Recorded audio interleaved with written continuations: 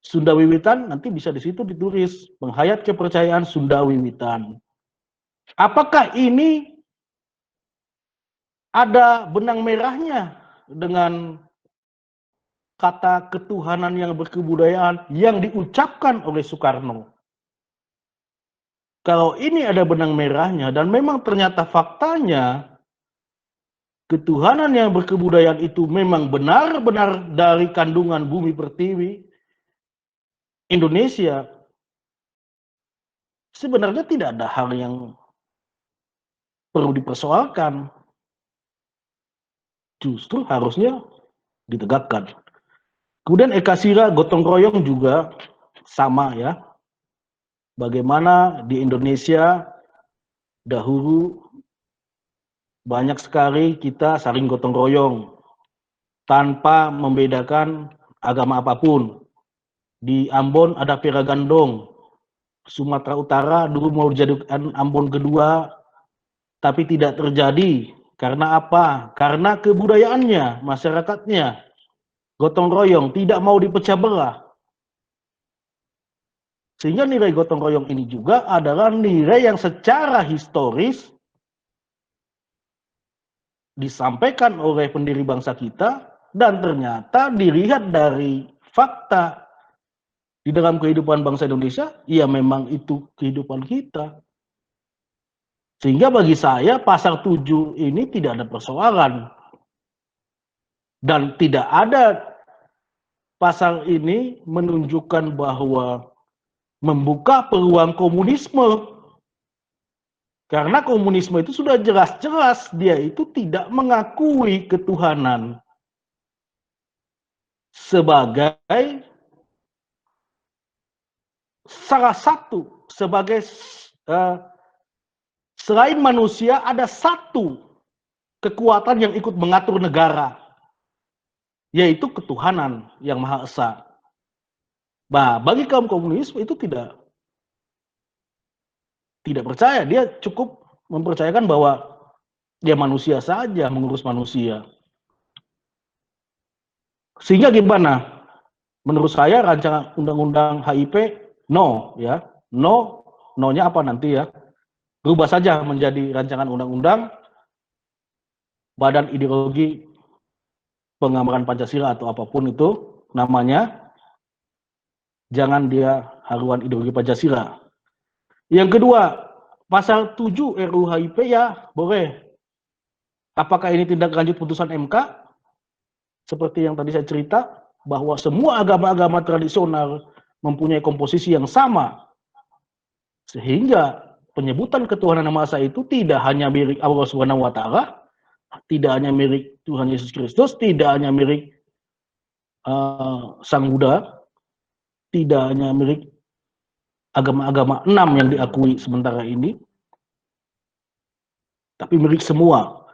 Dan kemudian atau juga doktrin Soekarno yang kebetulan sekarang PDIP mendominasi DPR sehingga dia ingin doktrin Soekarno ini lebih tegas dinyatakan di dalam peraturan perundang-undangan. Tetapi itu kembali menjadi hak daripada DPR dan Presiden untuk membahasnya. Kalaupun nanti kita ada hal-hal yang tidak setuju, kita bisa menyampaikan melalui wakil-wakil rakyat kita. Kita harus hargai dulu wakil rakyat yang telah kita pilih. Kekuatan RUU HIP, pertama pengajuan inisiatif DPR sebagai perwakilan rakyat banyak. Ini diajukan oleh DPR sehingga dianggap mewakili kita semua. Karena kita sudah mempercayakan sila keempat ya perwakilan melalui DPR. Dan DPR yang mengajukan, ya kita hargai dulu ya. Kemudian diajukan dengan proses yang wajar. Saya sudah baca, ini ada rancangan undang-undangnya dan naskah akademiknya ada. Kalau kita baca dan pahami, isinya cukup bagus. Menegakkan Pancasila dan untuk tercapainya tujuan bernegara. Sebagaimana dalam pembukaan Undang-Undang Dasar 1945. Kelemahannya, dan ini yang penting, peran daripada kita mendiskusikan ini supaya kita memberikan masukan-masukan kepada wakil-wakil kita di DPR untuk sempurnanya suatu undang-undang. Dari namanya, ya saya melihat dari namanya menjadi dipandang mengkerdilkan Pancasila. Dari sisi aspek filosofi dan yuridis itu bertentangan. Artinya gantilah. Kalau haluan ideologi Pancasila sama saja dengan Pancasila. Sehingga ketika dia menjadi undang-undang, menjadi turun dari tadi norma yang sifatnya abstrak, ya, menjadi undang-undang formal. Ini menurunkan grade daripada Pancasila. Sehingga dari segi nomenklatur judulnya ini sudah tidak cocok ya. Kemudian waktu pengajuannya kurang tepat. Melihat situasi kondisi bangsa yang sedang berperang melawan pandemi COVID-19, masyarakat konsentrasinya kepada new normal. Bagaimana kita mengamankan diri, keluarga kita, kumpulan kita, supaya kita tidak terkena pandemi COVID-19. Namun DPR memajukan undang-undang ini untuk segera dibahas bersama dengan Presiden. Kemudian juga masih banyak masyarakat yang belum paham substansi dan perlu disosialisasi yang matang dari sisi aspek sosiologis. Mungkin kalau semua kita peserta membaca dengan baik rancangan undang-undang ini beserta naskah akademiknya, menurut saya suatu hal yang baik ya, suatu hal yang baik. Namun saya tidak setuju mengenai nama undang-undang ini adalah haluan ideologi Pancasila, yaitu sama saja dengan Pancasila, hanya tambah haluan ideologi, tapi sama saja itu pengertiannya. Sehingga harus diganti ya, harus diganti. Kalau memang mau dilanjutkan. Ya, simpulan dari saya, nanti kita mungkin interaktif diskusi. RUU HIP inisiatif DPR telah mengkerdilkan Pancasila sebagai sumber dari segala sumber hukum di Indonesia. Karenanya jika mau dilanjutkan harus dirubah menjadi rancangan undang-undang BPIP ya, atau nama lain yang mengatur teknis penegakan dan implementasi nilai-nilai Pancasila. Demikian pemaparan saya untuk membuka diskusi kita. Terima kasih, salam Pancasila. Saya kembalikan kepada Wahyu, moderator. Ya, terima kasih Bapak Dr. Musa Darwin Pane yang telah menyampaikan materinya. Cukup menarik juga gitu kan, karena kita bisa melihat juga materi-materi yang disampaikan tadi. Jadi kita bisa fokus dengan suara dan juga tampilan ataupun di layar kita. Nah, mungkin selanjutnya kita akan masuk dulu ke pemateri yang kedua. Sudah hadir di sini Bapak Renaldi Putra. Selamat siang, Kang Rey. Mana tulisan unmute-nya lu? Unmute kan? Kurikulum kita dari pemateri kita yang kedua.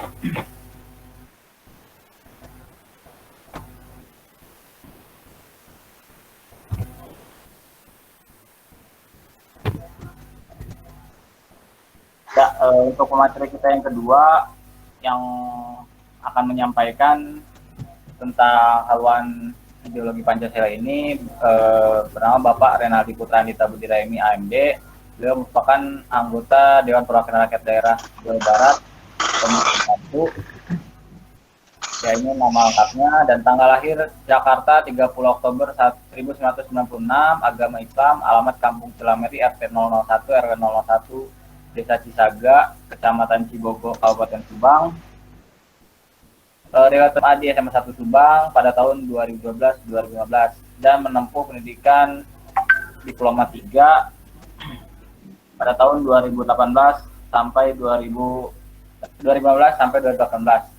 Nah, untuk pengalaman organisasi beliau menjadi bakat di Badan Eksekutif Mahasiswa pada tahun 2015-2016 dan juga Badan Perwakilan Mahasiswa sebagai Kepala Komisi pada tahun 2016-2017, menjabat ketua di Komunitas Pajajaran Asal Subang, Kompas pada tahun 2017-2018, sebagai Sekretaris Jenderal pada Senat Mahasiswa Subang di tahun 2017 dan 2018, dan yang terakhir sebagai Sekretaris Bidang Pendidikan dan Latihan dan Tenaga Kerja di DPD Partai Golkar Jawa Barat. Nah, untuk kualifikasi dari materi kita yang kedua, itu yang bisa saya sampaikan. Mungkin kalau supaya lebih jelasnya, bisa kita langsung berkomunikasi dengan ataupun memberikan waktu kepada Valeri, Kang Re untuk menyampaikan materinya. Untuk waktu dan tempat, saya persilakan. Ya, Assalamualaikum warahmatullahi wabarakatuh. Perkenalkan sebelumnya, nama saya Renaldi Putra Andita Budi Remi. Kebetulan saya di yang memang sedang hangat-hangatnya diperbincangkan mungkin ya. Nah, mungkin saya tidak akan terlalu panjang lebar dan spesifikasi ke aspek-aspek politis yang ada di dalamnya, mungkin bukan secara utuh, secara pasal per pasal, karena saya pribadi dalam hal ini tidak ingin membenarkan dan Pancasila itu sendiri menurut saya, bagi saya itu adalah sebuah ideologi negara, ideologi bangsa Indonesia. Jika kita menyebut lagi haluan ideologi Pancasila, sama saja kita seperti menyebut haluan ideologi ya saja, bahwa Pancasila itu sudah menjadi ideologi yang ada di negara kita sendiri. Dan hal yang membuat saya, bagi diri saya ini kurang tepat, permasalahannya hanya satu bagi saya, dalam sudut pandang saya. Saya tidak ingin membenarkan atau mensalahkan RUU ini, karena RUU ini kita sama-sama tahu mungkin menjadi agak panas sekarang itu karena memang muncul di saat yang tidak tepat. Bahwa Indonesia, bahkan dunia sekarang sedang menghadapi COVID-19, dan bahkan di DPR RI pun sedang dibahas juga tentang RUU COVID. Ada juga RUU Minerba yang mungkin menurut saya itu akan lebih pantas untuk diperjuangkan sekarang daripada RUU HIP ini. Mungkin kesannya untuk DPR RI ini terkesan terlalu terburu-buru bagi masyarakat yang ada di bawah sini. Karena kita kan memandang bahwa sekarang ini kondisi Indonesia sedang tidak baik-baik saja, bahwa kita sedang menghadapi permasalahan yang begitu besar, yaitu ada COVID-19. Bahkan kita di DPRD provinsi pun kita sebenarnya sekarang sedang ada raperda, ada 5 raperda. Cuman tetap kita akan melihat raperda mana yang sekiranya pantas untuk kita perjuangkan di waktu yang sekarang seperti ini. Maka dari itu, hal-hal yang akan saya sampaikan bukan hal-hal yang spesifik membahas pasal per pasal. Karena saya pun berada posisi di DPRD provinsi yang memang jujur saya tidak langsung tentang pembahasan RUU ini, cuman kita pun sebagai anggota fraksi dan anggota DPRD kita pun ada kajian-kajian dan diskusi-diskusi mengenai masalah ini. Yang menjadi permasalahan saya itu tidak lain tidak bukan adalah penyusunan HIP itu sendiri. Dalam sudut pandang saya, dengan membuatnya RUU haluan ideologi Pancasila, sepertinya seperti membuat aturan sendiri tentang ideologi itu sendiri, yang bahkan harusnya sesuai dengan Undang-Undang Nomor 12 Tahun 2011, semua undang-undang itu berada di bawah Pancasila itu sendiri. Di mana undang-undang yang DPR buat, DPRD buat, semuanya itu harus mengacu kepada ideologi kita, Pancasila. Cuman dengan adanya haluan ideologi Pancasila ini, RUU ini, saya melihat seperti dibalikan, bahwa ini dalam sudut pandang saya, seperti kita membuat dibalikan. Harusnya Pancasila itu menjadi hal dasar kita untuk membuat sebuah rancangan undang-undang. Untuk menjadi pokok pikiran kita awal, itu keluar itu harus mengacu dalam 5 sila yang kita sudah tentukan zaman dahulu itu. Nah, cuman dengan adanya RUU HIP ini, membuat pandangan saya sedikit berubah, sedikit berbeda dalam hal ini, bahwa kok sepertinya membuat undang-undang ini seperti membuat seperti kalau kata kita bilang kayak ngajarin ideologi kita itu harus begini, dan itu yang buat saya itu mengganjal. Karena saya tidak akan spesifik semua, saya akan mencoroti hal itu. bahwa dengan adanya RUU ini yang ada di pandangan pikiran saya dan teman-teman, ada teman-teman yang sepemikiran pula dengan saya bahwa seperti yang Prof tadi bilang, bahwa harusnya ini dalam judulnya saja sudah salah, harusnya diganti. Jangan membuat apa ya, jangan membuat orang itu ketika baru melihat judulnya saja orang langsung menentang. Dengan kita melihat judul RUU-nya saja, RUU haluan ideologi Pancasila, masyarakat Indonesia ini pintar-pintar langsung punya pemikiran, wah ini sepertinya akan membuat RUU tentang agar komunisme bisa masuk, agar agar agar paham-paham yang lain bisa masuk. Sebenarnya kalau kita mengkaji secara dalam tidak seperti itu juga, cuman memang ada beberapa hal yang mengganjal seperti tidak mencantumkannya TAP MPR. Itu pun hal yang buat saya agak riskan. Makanya dari itu suatu hal yang harus kita soroti juga, bahwa salah satu hal yang mengganjal kedua itu bagi saya tidak dicantumkannya TAP MPR. Itu buat saya agak mengganjal juga. Nah, untuk tadi pembahasan tentang Trisila, sosio-nasionalis, sosio-demokrasi, dan ketuhanan yang berkebudayaan. Menurut saya, dengan adanya dimasukkannya Trisila di dalam RUU HIP ini, itu akan menjadi sudut pandang, semuanya akan dilihat sesuai sudut pandang kita masing-masing. Saya tidak ingin memaksakan teman-teman untuk sesuai dengan sudut pandang saya, dan saya pun tidak akan melarang teman-teman untuk mempunyai sudut pandang yang lain. Tapi menurut saya, dengan adanya Trisila, sosionasionalisme dan sosiodemokrasi ketuhanan yang berkebudayaan di pasal yang ada di RUU HIP ini, memang dalam sudut pandang saya itu agak bersifat politis. Satu, dalam sudut pandang saya itu agak bersifat politis. Kenapa? Karena Trisila ini, kita sama-sama tahu bahwa Trisila ini, saya tidak perlu menyebutkan bahwa Trisila ini ada di satu visi misi yang tercantum dalam satu partai yang ada di Indonesia. Saya tidak perlu menyebut itu ya.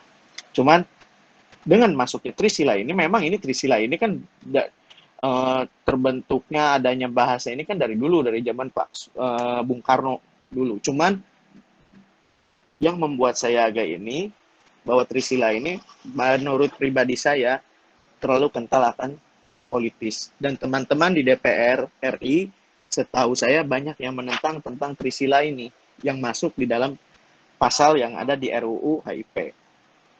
Untuk itu, saya secara pribadi dan teman-teman di DPRD Provinsi Jawa Barat, terkhususnya yang ada di Komisi 1 itu menyesalkan hanya itu. Kita tidak terlalu muluk-muluk lah. Kita paham bahwa Pancasila ini harus kita jaga. Pancasila ini harus kita jaga agar utuh, agar tidak dapat dimasuki oleh hal-hal yang lain, tidak dapat dirasuki oleh hal-hal yang lain. Kan dalam sudut perspektif sekarang ini seperti saling serang. Maaf, ada yang pro khilafah, ada yang pro kiri. Misalkan, semua saling cari keuntungan dan kebenaran dengan adanya HIP ini, menurut saya. Ini tidak hanya menyudutkan satu pihak bagi saya. Saya akan membahas ini dalam aspek politis, bahwa ini tidak akan hanya menyudutkan satu pihak, tapi menurut saya ini akan saling membuat, justru akan menjadi seperti arena untuk beberapa golongan saling menyerang. Nah, itu yang saya sangat sayangkan dengan adanya RUU HIP ini. Pancasila itu sebuah ideologi negara, ideologi bangsa Indonesia yang memang harus semuanya kita menjaga itu. Sebenarnya tanpa perlu dibuat pun RUU tentang ini, kita sudah ada badan BPIP, kita sudah ada BPIP, kita bahkan ketika BPIP pun muncul, awal-awal BPIP muncul pun sempat memberikan reaksi, memberikan penolakan dari masyarakat. Cuman ketika seiringnya berjalan-jalan, saya lihat juga BPIP sendiri ada sisi positifnya, ada memberikan, sekarang ada banyak kegiatan-kegiatan yang diberikan BPIP untuk mendalami tentang ideologi Pancasila itu sendiri. Mungkin dalam beberapa aspek yang saya sayangkan hanya itu, karena saya tidak ingin terlalu spesifikasi ke dalam membahas pasal per pasal apapun itu. Tadi pemateri yang sebelumnya sudah menjelaskan itu dengan cukup baik. Saya di sini hanya akan menjelaskan tentang aspek politis yang ada di pembuatan RUU HIP ini, karena teman-teman pun mungkin harus mengerti bahwa di DPR RI, DPRD provinsi itu kita terdiri dari beberapa fraksi yang memiliki pemahaman yang berbeda-beda. Akan ada fraksi yang menolak, akan ada fraksi yang mendukung. Sama halnya seperti RUU HIP. Ada fraksi yang mendukung, ada fraksi yang menolak. Jujur saja, fraksi saya sendiri sebagai fraksi Golkar itu menyetujui, namun tidak sekarang meminta untuk mencabut itu. Karena ada di dalamnya ada kajian-kajian. Saya secara diri pribadi sebagai anggota DPRD Provinsi mempunyai pandangan juga gitu, bahwa ini RUU ini sebenarnya baik, tujuannya itu baik, semua pembentukan semua rancangan undang-undang itu tujuannya baik untuk menjaga negara, untuk menjaga konstitusi, untuk menjaga semuanya. Cuman memang di dalam pelaksanaan, di dalam pasal per pasal, di dalam isinya, memang pemikirannya pun pasti berbeda-beda. Pasti ada yang berpendapat ini baik, ini tidak, ini baik, ini tidak, itu hal yang wajar. Cuman menurut saya secara pribadi tidak perlu terlalu dibesar-besarkan untuk urusan seperti ini. Maksudnya dibesar-besarkan itu tidak perlu sampai ada hal-hal yang kita tidak inginkan di tengah wabah COVID-19 ini. Maka dari itu, saya secara pribadi meminta di forum yang terhormat ini, di webinar ini, saya menghimbau juga kepada teman-teman semua untuk bukan saya ingin meminta dipercaya, tapi tolong percayakan hal ini kepada DPR. Bahwa di DPR pun tidak semuanya menyetujui ini. Di DPR pun akan mendengar apa yang dikatakan oleh teman-teman yang ada di bawah. Terlebih kemarin sudah ada aksi-aksi tentang ini. Saya yakin dengan adanya penentangan dari masyarakat, RUU HIP ini saya yakin akan, kalaupun tidak diberhentikan, akan dirubah isi substansinya. Yang memang kita sendiri, karena Indonesia kan sekarang kita semua transparan lah, hal-hal seperti ini kan, hal-hal yang seperti ini sekarang kita semua bisa tahu dari siapapun orangnya, kita bisa tahu ini ada RUU seperti ini, ada RUU seperti ini. Jadi masyarakat pun bisa memberikan koreksi kepada DPR seperti ke kita, ini seharusnya tidak seperti ini ya, seharusnya tidak seperti ini. Dan hal itu menurut saya cukup baik. Dan dalam aspek politis, hal-hal yang dua tadi saja yang saya tekankan kepada teman-teman. Dalam diri pribadi saya tidak membawa fraksi saya tidak membawa atas nama partai saya berbicara atas nama diri sendiri. Ada dua hal yang membuat RUU ini kurang pas atau kurang pantas untuk dilakukan. Satu, dari judulnya saja saya minta untuk dirubah, bahwa kurang pas lah dengan judul haluan ideologi Pancasila itu. Itu yang pertama. Dan yang kedua, saya meminta jika memang RUU ini itu ingin dijadikan sebagai RUU yang dapat mengawal Pancasila, dapat membuat ideologi Pancasila ini tetap bertahan, tolong membuat isi di dalamnya, substansinya, jangan membuat seolah-olah Pancasila ini harus mengikuti undang-undang yang akan dibuat. Tapi bagaimana caranya undang-undang yang akan dibuat ini akan memperkuat Pancasila itu sendiri. Pasal per pasal coba dipikirkan baik-baik lagi. Termasuk saya meminta jika memang RUU ini ingin dilaksanakan, ingin dilanjutkan, tolong saya sangat meminta untuk DPR RI, ini dalam perspektif diri saya sendiri, tolong mencantumkan TAP MPR tentang larangan komunisme. Itu salah satu hal yang penting juga bagi diri saya untuk dicantumkannya TAP MPR dalam RUU haluan ideologi Pancasila itu sendiri. Karena itu, insya Allah sih menurut saya, jika memang RUU HIP ini di dalamnya judulnya bukan RUU HIP aja, seperti yang tadi Prof bilang, ganti judulnya. Lalu isinya, substansinya coba untuk memperkuat Pancasila itu sendiri, bukan untuk membuat seperti apa ya, seperti turunan dari Pancasila dan membuat apa.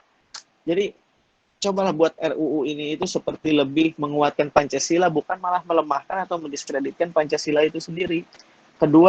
Ketiga, buat cantumkan TAP MPR. Saya yakin ketika hal itu dilakukan, ketika judul dari RUU itu sendiri bisa diterima oleh masyarakat, isi substansinya bisa menguatkan Pancasila, dan tidak lupa mencantumkan tentang TAP MPR, saya yakin tidak akan sebegitu besar penolakan yang ada di masyarakat. Saya yakin, karena intinya kan masyarakat itu bahwa tidak ingin Indonesia ini, kita pernah mengalami hal pahit lah. Kita tidak bisa mengungkiri itu, bahwa kita pernah mengalami hal pahit tentang adanya komunisme di Indonesia. Makanya dari itu saya positive thinking saja. Memang masyarakat di Indonesia masih trauma mungkin dengan kejadian itu. Makanya ketika ada RUU ini, banyak penolakan, dan saya sama sekali tidak menyalahkan itu, karena saya mengerti bahwa masyarakat di Indonesia masih banyak yang trauma dengan hal-hal seperti itu. Makanya ketika ada RUU sedikit tentang mengacu ke situ, tentang ada bahasa di dalamnya, ada Trisila, di dalamnya ada Ekasila, ada sosionasionalisme, ada sosiodemokrasi, ada ketuhanan yang berkebudayaan, saya yakin pemikiran masyarakat di bawah ini akan langsung, wah ini PKI, ini kayak gini, ini kayak gini, gitu. Dan kita sangat memahami itu. Makanya dari itu kita juga meminta masukan-masukan untuk ke teman-teman kita yang ada di sana, ya, di sana. Makanya dari itu, secara pribadi, saya tidak ingin membenarkan, tidak ingin mensalahkan RUU HIP ini. Tujuannya sudah baik untuk menguatkan ideologi yang ada di negara kita, Pancasila. Sudah final, sila kita ada 5, tidak perlu dibuat apa-apanya lagi. Bahwa kita sudah sama-sama, komitmen, kita sama-sama percaya, dan kita sama-sama meyakini bahwa Pancasila itu ada 5 silanya, bahwa RUU ini untuk memperkuat Pancasila. Lalu di dalamnya tolong dirubah semua hal itu. Insya Allah ketika hal ini sudah dilakukan, hal-hal yang tadi saya bicarakan dapat diperbaiki, saya yakin masyarakat di bawah tidak akan ada penolakan-penolakan lagi, termasuk teman-teman mahasiswa, teman-teman yang lainnya, karena ya jujur saja lah, berbicara tentang ideologi negara itu suatu hal yang sensitif di tengah negara demokrasi seperti ini. Itu suatu hal yang sensitif untuk dibicarakan, apalagi ini dibuat RUU-nya untuk mengacu itu, padahal tujuannya baik. Saya yakin tujuannya baik, pembuatan RUU HIP ini tujuannya positif, tujuannya baik. Tujuannya untuk menjaga Pancasila agar tidak diganggu, agar tidak dimasuki oleh ideologi-ideologi lain. Cuman memang permasalahannya intinya di dalam RUU itu sendiri termuat beberapa hal yang memang, ya, saya tidak akan menyalahkan, teman-teman akan berbicara bahwa itu ada masukan dari ini, masukan dari itu. Ya, kita menerima, bahwa saya pun sebagai DPRD provinsi melihat itu, ya oke. Cuman ini mungkin hanya salah perspektif saja, atau salah substansinya saja, tapi tujuannya bagi saya ini baik, menurut saya seperti itu. Paling itu materi yang bisa saya berikan. Saya tidak akan panjang lebar karena isinya sudah cukup sangat jelas tadi dibicarakan. Saya hanya membicarakan unsur-unsur politis yang ada di dalam RUU HIP ini, bahwa di dalam DPR sendiri tidak hanya ada satu fraksi, tidak hanya 2 fraksi, bahkan ada 8-10 fraksi yang ada di dalamnya, memiliki pemikiran-pemikiran yang berbeda, memiliki tujuan-tujuan yang berbeda, tapi saya yakin bahwa tujuan dari RUU ini sendiri itu adalah suatu hal yang positif untuk ideologi Indonesia, untuk ideologi negara Indonesia, Pancasila. Kayak gitu. Paling cukup sekian dari saya. Saya kembalikan ke Wahyu. Ya, terima kasih kepada Kang Rey yang telah menyampaikan materinya. Ya, jadi mungkin yang bisa saya bawa adalah yang barusan Pak Rey bilang adalah sebagai bahwa RUU ini sudah baik, cuman mungkin ada beberapa hal yang kurang pas atau kurang tepat sehingga adalah penolakan-penolakan di bawah ataupun di masyarakat. Oke, baik. Mungkin kita langsung lanjut aja ke pemateri yang ketiga. Namun sebelum lanjut, saya diberitahu kepada teman-teman yang hadir, jika ada nanti pertanyaan, saya beri kesempatan 3 pertanyaan, itu boleh diajukan kepada 3 pemateri kita yang hadir di sini. Namun silakan pertanyaannya disiapkan sekarang, dan nanti ketika sudah waktunya itu ditulis di kolom chat. Jadi nanti teman-teman yang ingin bertanya silakan berikan pertanyaan di kolom chat. Nanti 3 orang penanya yang beruntung yang akan saya ajukan kepada narasumber pertanyaannya, dan akan dijawab oleh narasumber. Mungkin kita siap-siap untuk masuk ke pemateri yang ketiga, yaitu Bapak Adiana Slamet, SIPMSI. Namun sebelum sampai kita bertemu dengan beliau, saya akan membacakan dulu kurikulum kita. Oke. Nah, untuk materi 3 Bapak Adiana Slamet, SIPMSI. Jenis kelamin laki-laki, tempat tanggal lahir Indramayu 19 Maret 1981, email adiana.slamet@gmail.com.ac.id. Alamat Megla Kencana Residence, Kelurahan Pasanggerahan, Kecamatan Ujung Berung, Kota Bandung. Mata kuliah yang diampu, yang pertama komunikasi politik, yang kedua metode penelitian komunikasi kualitatif, yang ketiga komunikasi internasional, yang keempat sistem politik Indonesia, dan yang terakhir adalah pengantar ilmu politik. Nah, pengalaman pekerjaan Oktober 2004 sampai dengan 2006 Februari itu menjadi staf dosen pada Fakultas Ilmu Sosial dan Ilmu Politik dan Fakultas Hukum Universitas Matlaul Anwar Pandeglang, Banten. Pada bulan Juli 2015 sampai dengan sekarang itu menjadi dosen luar biasa pada Fakultas Ilmu Sosial dan Ilmu Politik Universitas Pasundan, Bandung. Pada bulan Februari 2009 sampai dengan sekarang menjadi dosen tetap yayasan pada Fakultas Ilmu Sosial dan Ilmu Politik, Program Studi Ilmu Komunikasi Universitas Komputer Indonesia, Bandung, Jawa Barat. Nah, untuk riwayat pendidikan sarjana atau S1 pada Universitas Pasundan di bidang ilmu hubungan internasional pada tahun 1999 sampai dengan 2004, judul skripsi peranan ASEAN Regional Forum dalam menjaga stabilitas kawasan di Asia Tenggara. Nama pembimbing Dr. Ade Priyangani, SIP MSI.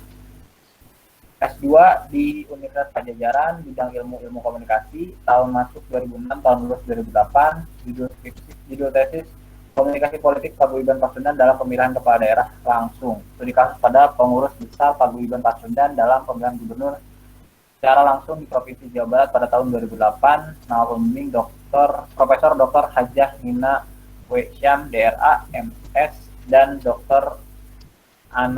Antar Venus, MA. Dan untuk S3 itu di Universitas Pajajaran, bidang ilmu komunikasi, tahun masuk 2016 sampai dengan sekarang.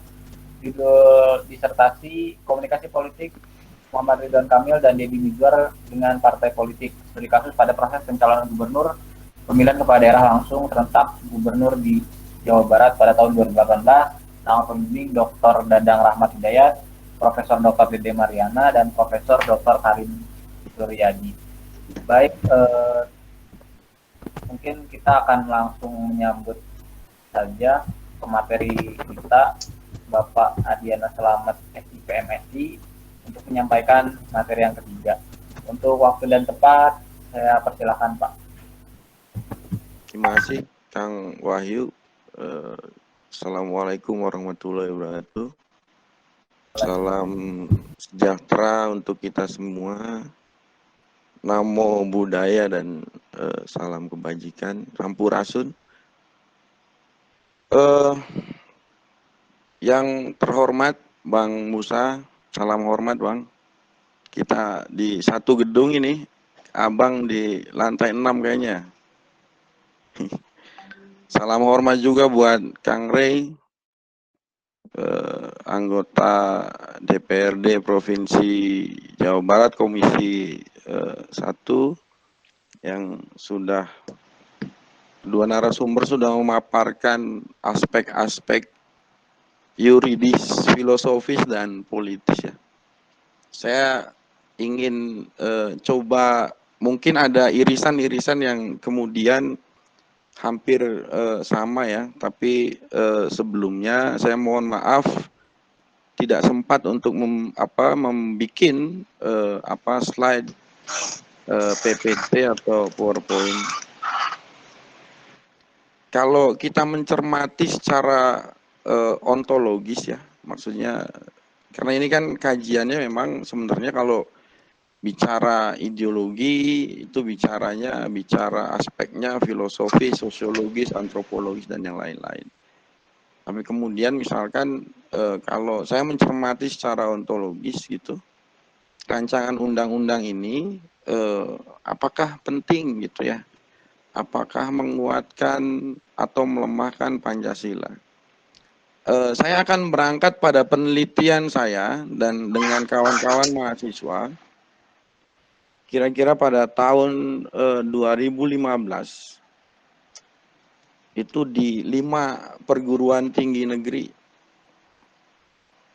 Jadi 5 perguruan tinggi negeri di Bandung Raya ya. kira-kira kita mewawancarai 730 mahasiswa. Orang Jawa Barat. Nah, yang mencengangkan itu adalah bahwa jangankan memahami sila per sila, suruh menyebutkan Pancasila aja nggak hafal. Ini catatan penting ya, saya pikir ya. Catatan penting tadi sudah dijelaskan Bang Musa dan Kang Rey.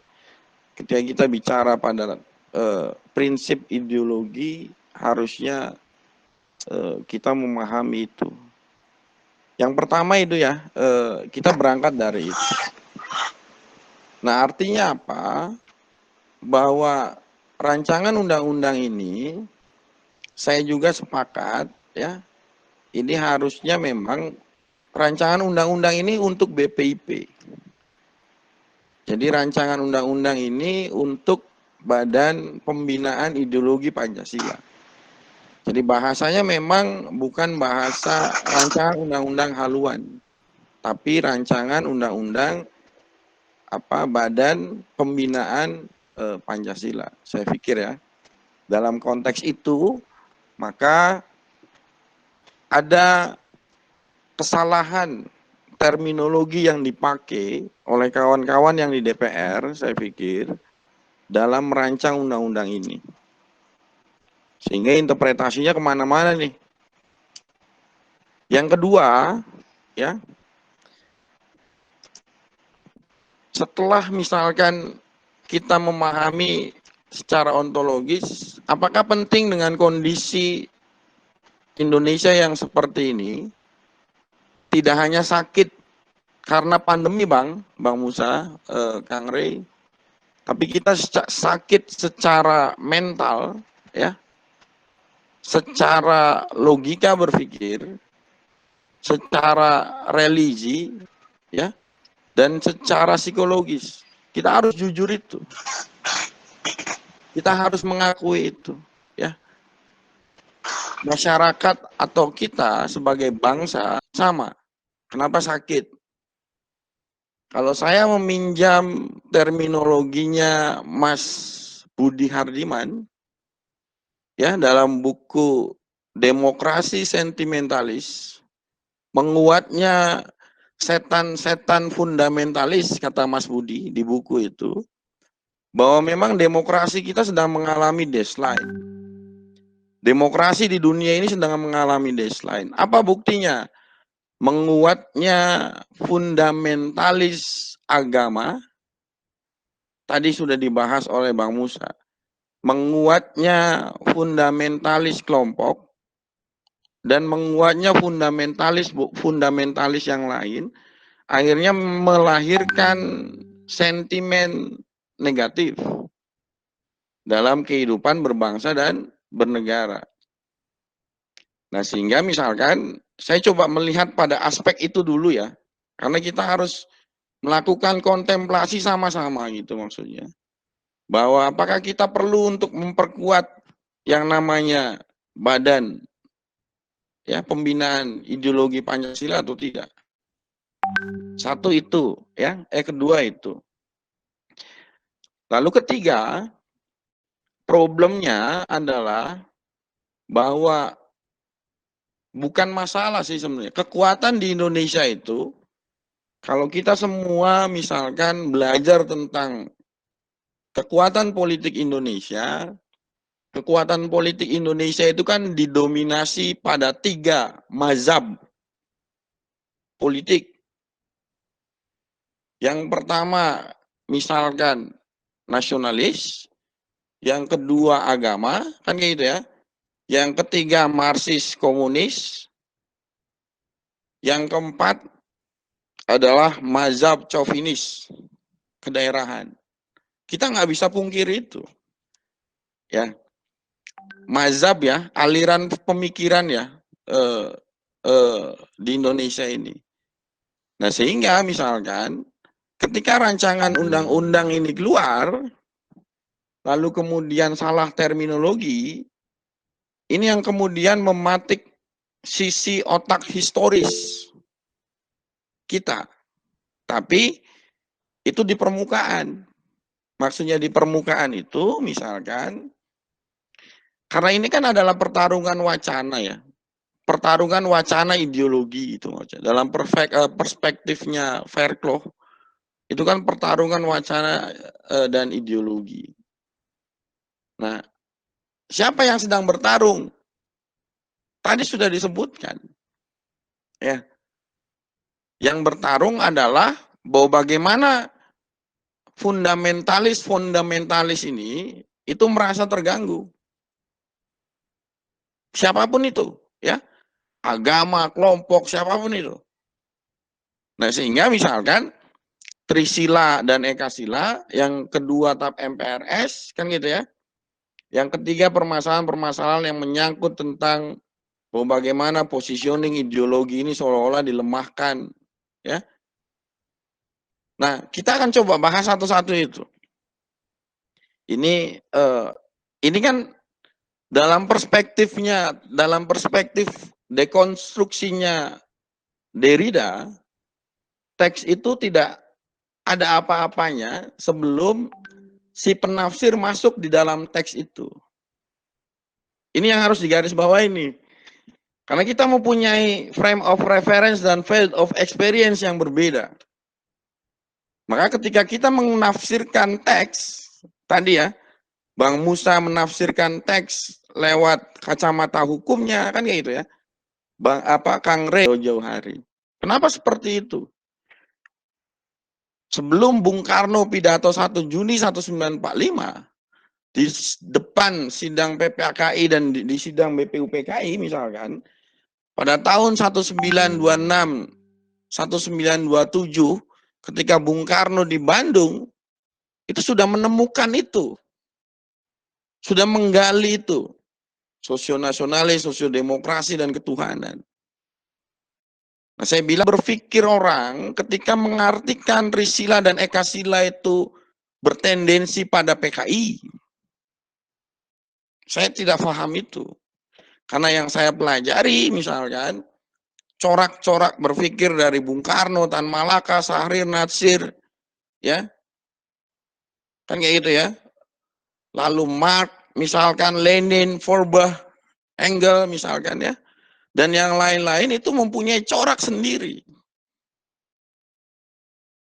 Dan nggak mungkin tadi misalkan ya, nggak mungkin dalam kacamata keindonesiaan, ya, komunisme itu hadir menjelma menjadi komunis religius versinya apa namanya, versinya kelompok misalkan Islam Merah misalkan, atau kawan-kawan di Banten itu banyak yang dulu PKI itu kiai,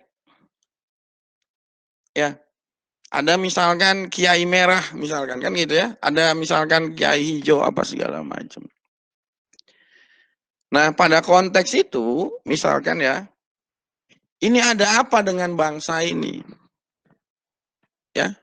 Yang saya permasalahkan ini adalah yang pertama misalkan saya sepakat betul bahwa RUU ini adalah salah terminologi, salah penempatan teks, bahasa, kan kayak gitu ya. Dan yang lain-lain. Tapi kemudian kalau kita sepakat bahwa negara ini nggak baik-baik, kita tidak baik-baik saja katanya, kata Mulan Jamila itu, ya kan? Dalam konsepsi berpikir tindak apa segala macam gitu, ya. Lalu kita memerlukan secara praksis bahwa bagaimana konsepsi Pancasila itu kita implementasikan, ya kan? Maka pada hemat saya gitu maksudnya keperluan untuk menjabarkan ya atau untuk memperkuat secara yuridis legal formal, karena kalau nggak salah Bang Musa, Kang Rey dan kawan-kawan sekalian, BPIP ini belum mempunyai landasan hukum kan gitu ya, secara regulasi baru Perpres kalau nggak salah. Nah, ini harus dikuatkan. Nah, ini kan kita bicara bahwa lagi-lagi setiap tahun ya tidak ada RUU ataupun ada RUU kita apa namanya dibawa pada nilai historis peperangan ideologi perang dingin kan gitu ya, antara kapitalisme komunisme masuk kelompok agama, masuk kelompok yang lain apa segala macam, isu PKI apa segala macam kan gitu. Ayo kita sama-sama belajar tentang perang asimetris. Kebetulan saya tadi dibacakan CV sama Kang Wahyu, saya dilahirkan dari rahim ilmu hubungan internasional karena saya belajar juga tentang peperangan, strategi perang apa segala macam. Ayo kita belajar tentang perang asimetris. Perang yang tanpa bentuk, yang menggunakan kekuatan sumber daya yang ada, dan menggunakan orang dalam untuk memukul, kan gitu ya, diri kita sendiri. Nah pada konteks itu, maka misalkan, menurut hemat saya, dalam konteks RUU ini tidak ada yang dilemahkan, Musa. Kalau saya salah aspek, terutama aspek hukum tata negara ya.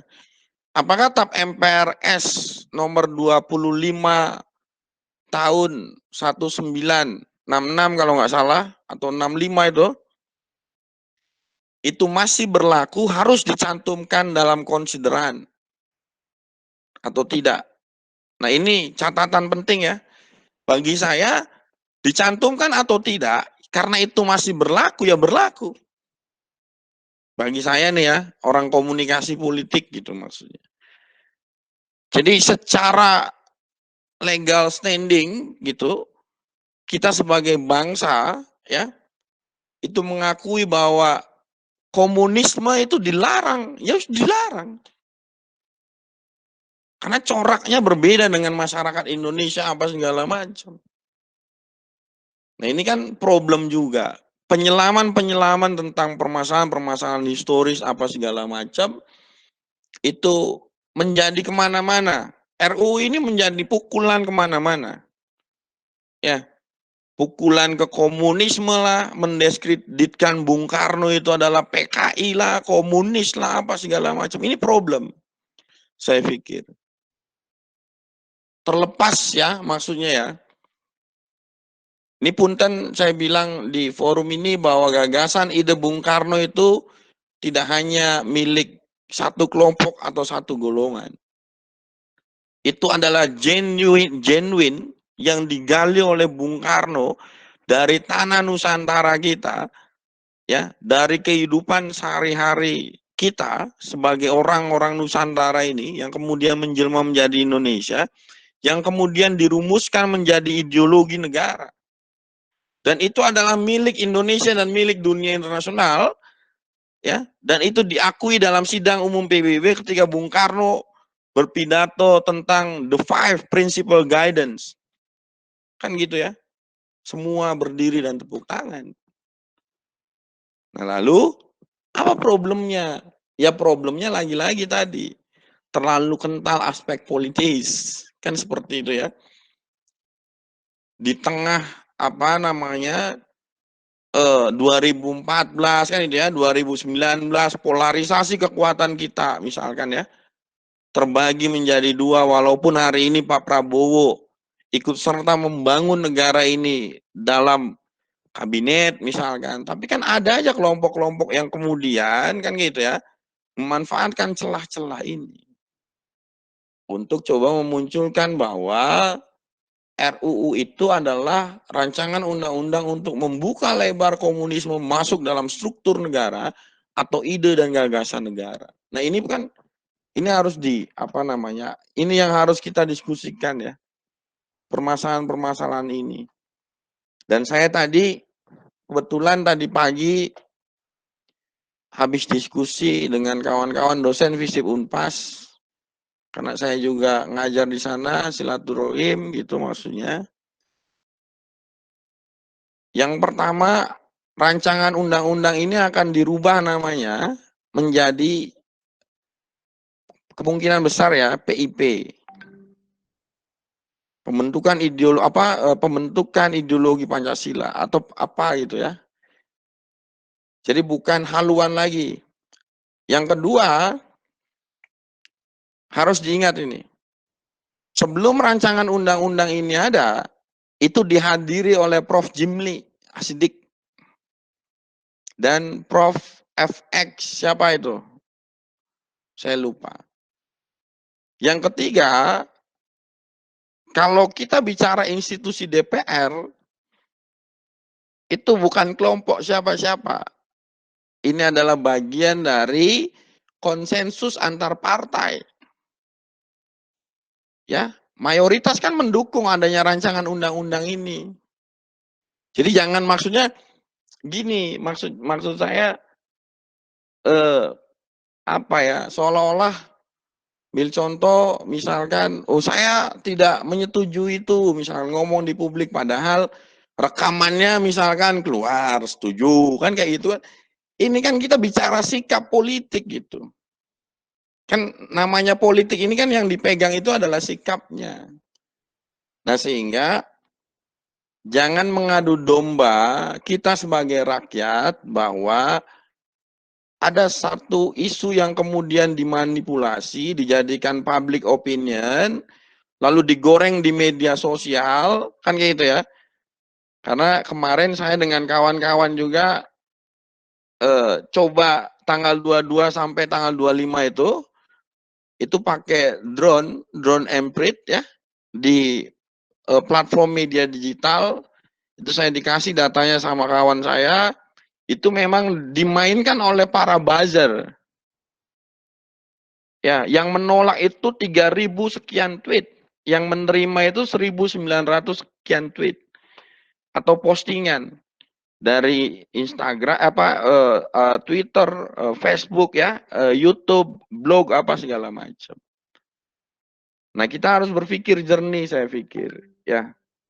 Jawaban-jawaban itu artinya bahwa kita harus coba menjawab tantangan-tantangan itu. Ya.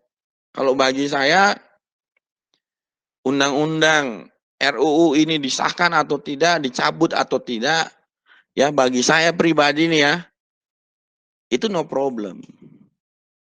Catatannya asal jangan cacat sejarah, itu aja sebenarnya. Terima kasih, mungkin itu aja Kang Wahyu, Bang Musa, Kang Rey, dan kawan-kawan sekalian. Mohon maaf kalau saya agak sedikit semangat ini bicara ideologi gitu maksudnya. Wassalamualaikum warahmatullahi wabarakatuh. Waalaikumsalam warahmatullahi wabarakatuh. Terima kasih banyak Pak Diana Slamet yang telah menyampaikan materinya. Mungkin kita agak sedikit mendapatkan sisi pandangan yang berbeda gitu dari materi yang sebelumnya gitu tentang haluan ideologi Pancasila ini. Nah, mungkin teman-teman yang ingin memberikan pertanyaan boleh dimulai dari sekarang memberikan pertanyaan. Nah, sambil teman-teman menuliskan pertanyaan di kolom chat, ada tanggapan dulu dari saudara kita Artina Putra selaku Presiden Mahasiswa BEM Uniko. Nah, saya lupa menyampaikan bahwa ada permohonan maaf dari pemateri yang kedua, yaitu Pak Renaldi. Beliau izin untuk meninggalkan forum diskusi ini lebih duluan, maksudnya karena ada rapat yang harus dilaksanakan pada pukul 3 ini. Gitu. Jadi mungkin kalau misalnya ada pertanyaan yang memang ditujukan untuk narasumber kita yang kedua, silakan ditulis di kolom chat, nanti akan saya sampaikan dan jawabannya akan dimasukkan ke dalam video yang akan diupload di YouTube tentang forum diskusi online ini. Nah, begitu sambil teman-teman memberikan pertanyaan, saya persilakan untuk Mas Arfi menyampaikan tanggapannya. Silakan. Oke, bismillahirrahmanirrahim. Assalamualaikum warahmatullahi wabarakatuh. Yang terhormat Pak Adiana dan Pak Musa serta rekan-rekan semua yang saya banggakan perjuangan. Saya juga bersemangat Pak berbicara tentang RUU HIP ini. Karena kenapa? Karena memang kan di masyarakat itu begitu seakan-akan ada euforia bahwasanya pemerintah seperti apa, terus DPR Dewan seperti apa gitu kan.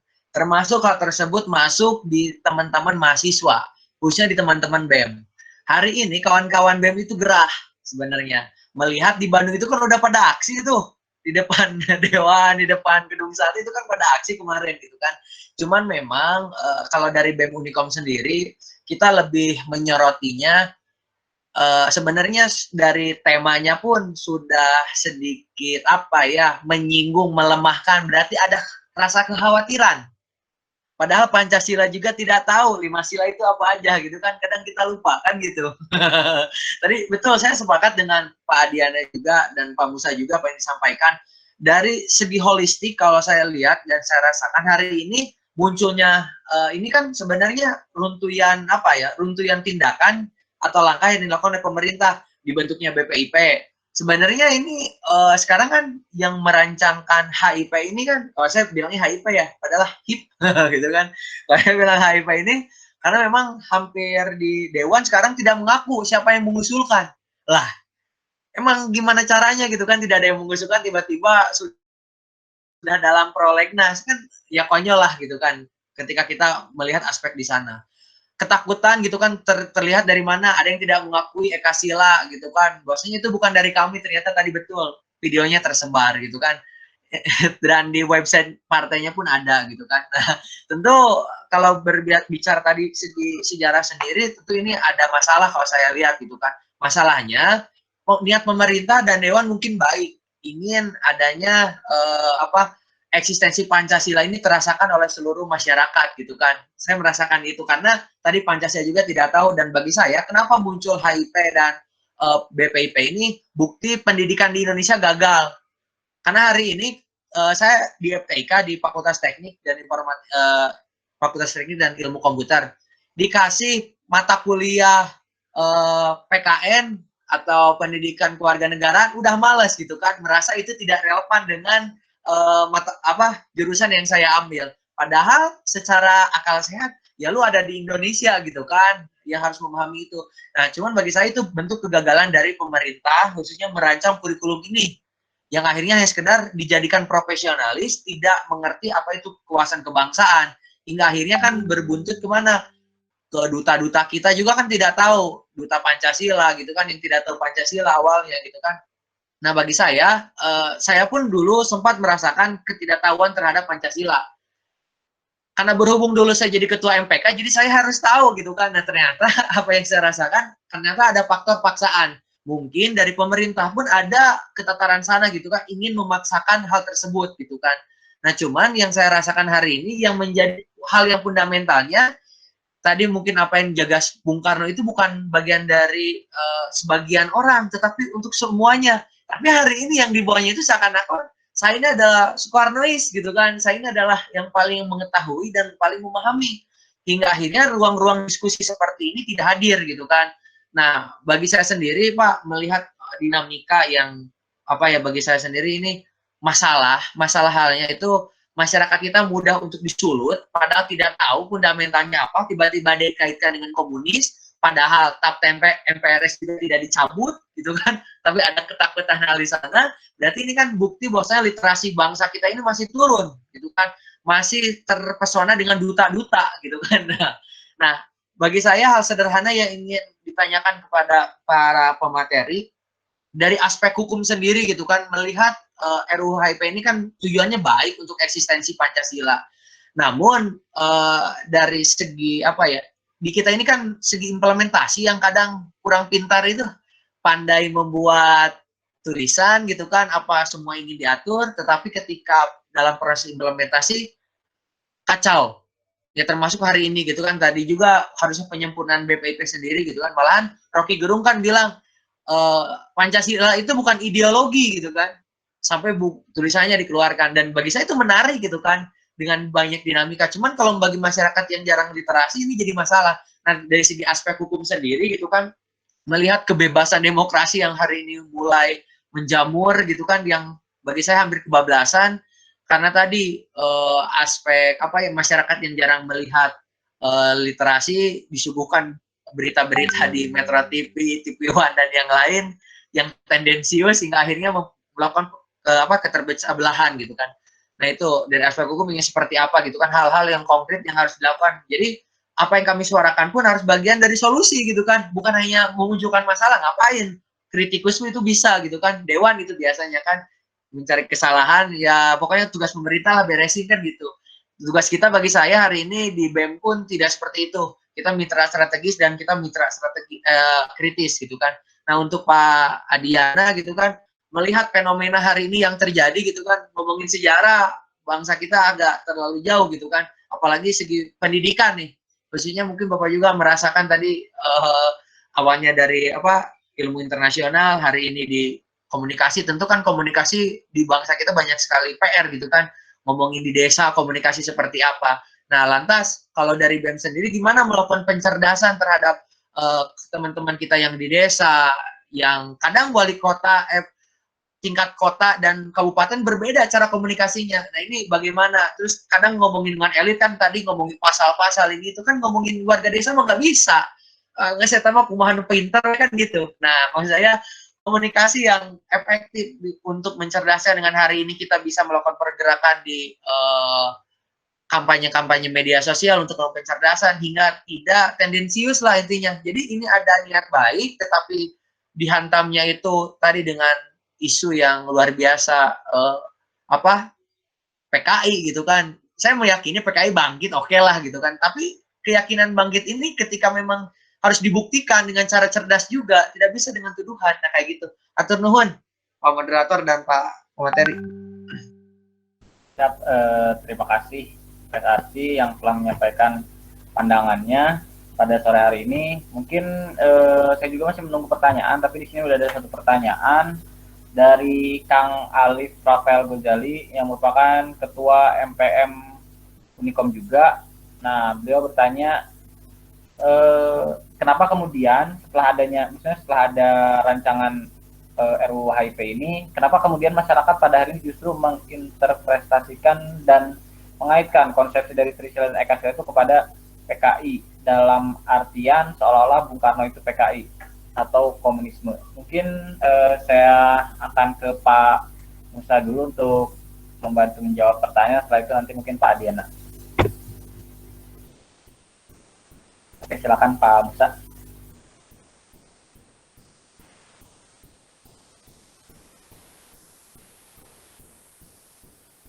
Pak, mikrofonnya mati. Yes. Ya. Oke. Tes masuk. Izin masuk. Masuk ya, moderator ya. Masuk Pak, masuk. Baik, ya terima kasih tadi tanggapan dari BEM Arsi Renardi ya, Nugraha, dan pertanyaan dari MPM Arif. Saya mau menanggapi begini ya. Terkait tanggapan tadi, bagaimana dari aspek hukum mengenai rancangan undang-undang HIP ini. Saya mau bicara begini, bahwa Indonesia ini negara hukum. Konsekuensinya apa? Konsekuensi Indonesia sebagai negara hukum. Kita semua dipandang, kita semua harus paham hukum, satu itu. Kita semua sebagai warga negara Indonesia harus paham hukum. Yang kedua, kita dipandang paham hukum. Gitu. Jadi segala sesuatu harusnya mengedepankan hukum. Praktiknya di Indonesia, ya tadi seperti yang dikatakan dari DPR tadi, DPRD Jabar ya politis, ini nuansa politis yang banyak bekerja di sini. Sehingga saya mengusulkan begini ya, kalau memang kita sudah sepakat Indonesia sebagai negara hukum dan memang sudah dinyatakan demikian, saya usulkan semua kita harus belajar hukum. Kalau Anda sarjana teknik, ST, SH. Saya bukan lagi promosi fakultas hukum ya, bukan ya. Tapi konsep negara maju, semua orang paham hukum. Seperti di Amerika, hampir semua presidennya adalah pengacara dan sarjana hukum. Hampir semua ya, 80% itu sarjana hukum. 60% dia tambah spesialisasi pendidikan pengacara. Silakan cek datanya, ya. Konsep negara maju, Cina juga sama, Jepang juga sama. Indonesia secara tegas menyatakan negara hukum. Harusnya bagaimana? Harusnya kita mengedepankan hukum. Seperti tadi Pak Adi sudah bicarakan dari sisi politis, hukum politik ya. Saya dari segi hukum tadi tidak mempersoalkan, ya mungkin ya ada yang mempersoalkan mengenai tap MPR. Menurut saya itu tidak perlu dipersoalkan. Tap MPR itu kan lebih tinggi hierarkinya daripada undang-undang. Sehingga tidak harus dimasukkan dalam undang-undang. Sehingga saya tidak angkat persoalan itu tadi di awal. Tapi memang apa yang persoalan itu yang Pak Adi angkat, memang itu juga ternyata banyak dipersoalkan. Ya saya katakan bahwa orang itu tidak paham hukum. Gitu. Kalau dia paham hukum, tidak perlu tap MPR itu dimasukkan dalam undang-undang. Tapi dari sisi politis, sosiologis, ketika banyak aspirasi dari masyarakat, dari tokoh-tokoh politik, menginginkan itu dimasukkan, itu tidak masalah. Dalam kolom-kolom pertimbangan atau mengingat, itu tidak masalah. Tapi tidak dimasukkan juga, tidak. Tidak apa-apa, karena memang dia punya hierarki tersendiri, dia lebih tinggi daripada undang-undang. Sayangnya kita di DPR masih pada ahli-ahli politik ini Pak Adi ya, bukan ahli-ahli hukum.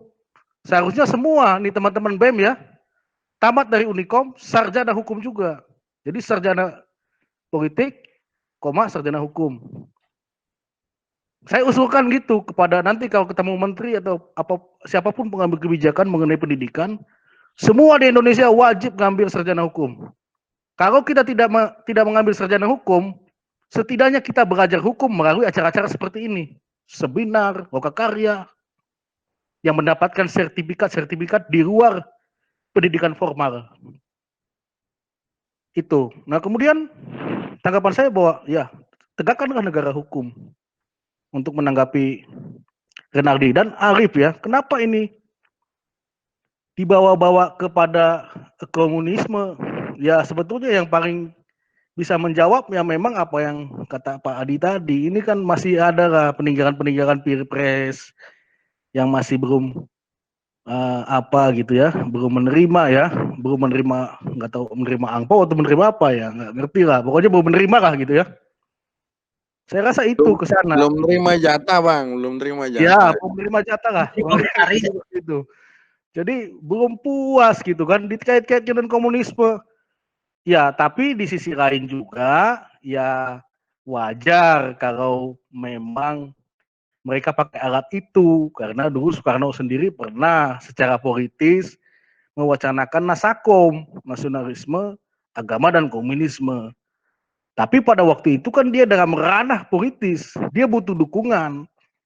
Sementara kaum-kaum nasionalis dan kaum-kaum agamis pada waktu itu ya mohon maaf tidak terlalu perkasa lah gitu ya. Justru kaum komunisme waktu itu lebih radikal. Jadi Soekarno dari sisi politik dia mengamankan diri dengan membentuk nasakom. Dari sisi politis itu ya. Gitu. Nah, jadi bagaimana kalau itu dibawa ke komunis? Nah, saya sekarang kemarin lah diminta itu oleh Polda Jabar menjadi ahli ya di Polda Jabar terkait bendera komunisme yang dilempar di Facebook. Di situ ada foto Jokowi, ada foto Ibu Megawati dan partai PDIP tumpengan dengan bendera PKI ya. Ya wajar-wajar saja sebetulnya ya. Tapi kan ada undang-undang ITE itu berbahaya. Dan di sisi lain juga bagi PDIP ya jujur juga bahwa di dalam kader PDIP juga masih ada kemungkinan yang setuju dengan paham komunisme. Karena paham ini kan tidak bisa kita paksakan. Semua orang bisa belajar paham apapun. Tapi ketika itu mendarah daging dan menjadi ideologi di dalam dirinya, kita tidak bisa paksakan. Ternyata ada juga entah di PDIP juga yang masih berpaham komunisme. Sehingga bagi saya penting bagi saya undang-undang BPIP. Saya tidak setuju dengan RUU HIP. Tetapi kalau itu nanti menjadi undang-undang Badan Pembinaan Ideologi Pancasila, saya dukung. Karena apa? Ada 9 persoalan tadi yang sudah saya ungkapkan. Berani jujur nggak kita? Ternyata Pancasila ini betul memang kuat. Sampai sekarang kita masih berdiri. Tapi sudah mulai tergerus. Pelaku koruptor banyak, pelaku narkoba banyak, dekadensi moral banyak, orang yang intelektual melakukan kejahatan dianggap hal yang biasa. Itu ya. Jadi mungkin itu tanggapan saya. Terima kasih, saya kembalikan ke moderator. Baik, terima kasih Pak Musa yang telah menyampaikan jawaban dari pertanyaan tadi dari Kang Alif. Mungkin dari Pak Adiana, silakan. Siap, terima kasih Kang Wahyu. Izin menjawab ya. Ini sedikit menambahkan tentang kebebasan demokrasinya Bang Musa. Jadi kan gini, kita ini memang seperti berada dalam lautan lepas, ya, yang kemudian nggak tahu mau ngapain. Ya, maksud saya itu laut lepas itu kan bebas tuh, mau kemana aja. Tapi ada yang nggak bisa berenang, ada yang nggak paham hukum, kan gitu ya. Kan aturan itu, berenang itu kan nggak asal gaya batu, ya nyungsep. Hukum itu kan adalah bagian dari aturan itu ya. Berenang itu kan seperti hukum. Kan kayak gitu ya bagi saya ya. Ada yang bisa berenang tapi tanpa arah. Ada. Kan kayak gitu. Ada yang punya skoci kan gitu ya, tapi penumpangnya terlalu banyak kemudian tenggelam. Dan yang lain-lain. Nah, artinya apa?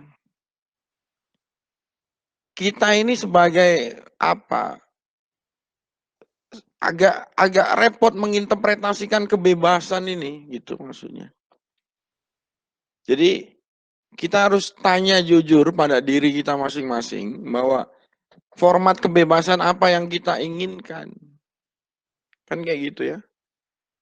Nggak mungkin seperti di Denmark kan gitu. Demonstrasi misalkan perempuan demonstrasi dengan telanjang bebas tanpa selai baju pun nggak mungkin.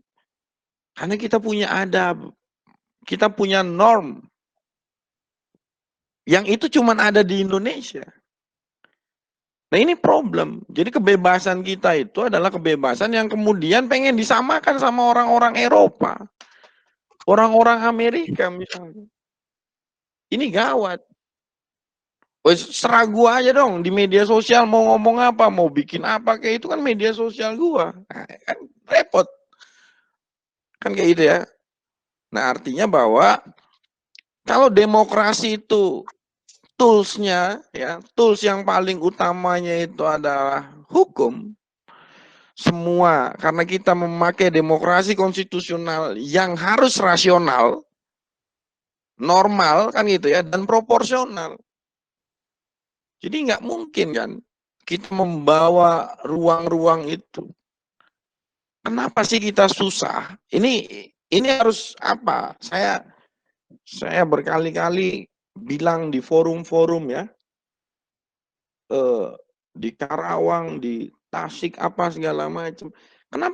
Kenapa kita susah untuk mengimplementasikan yang sudah ada gitu? Malah kita ingin sesuatu yang baru, tapi itu adalah antitesa dari apa yang kita punya. Coba pikirkan itu. Kan kayak gitu ya. Itu kan yang terjadi. Kebebasan, kita sudah punya adab, tapi kita pengennya kebebasannya luar. Itu kan bertolak belakang.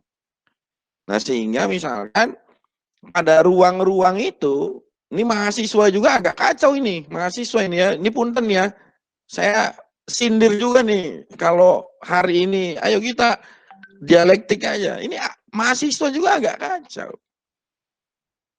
Ya, pada konteks bahwa mahasiswa itu adalah agen of change, saya sepakat. Tapi ketika ngomong dulu ya, ini nggak tahu sekarang nih ya, belum pada aksi ya.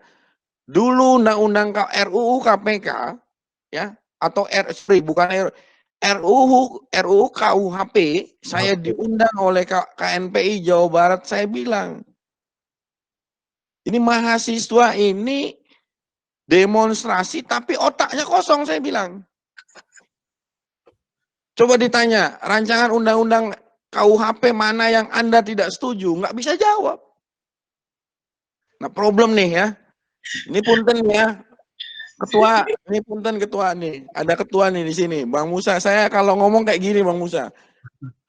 Ini problem besar. Ya. Nah, artinya apa? Ya.